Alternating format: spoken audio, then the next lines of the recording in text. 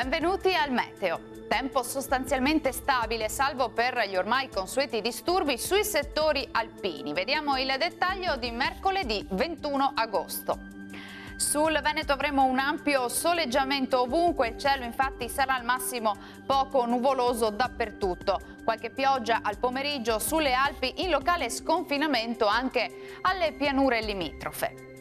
Valori termici sostanzialmente stazionari, minimi compresi tra 18 e 23 gradi, temperature massime oscillanti invece tra i 30 e i 33 gradi.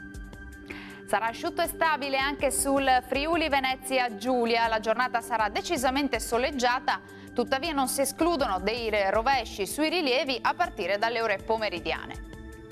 Temperature minime tra 19 e 23 gradi, massime tra 31 e 33 gradi.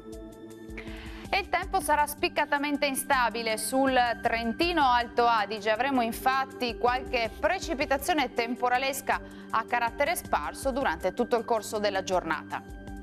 Temperature minime sui 20 gradi, massime tra 30 e 31 gradi circa. Bene, dal meteo per ora è tutto, io vi do appuntamento al prossimo aggiornamento. Arrivederci.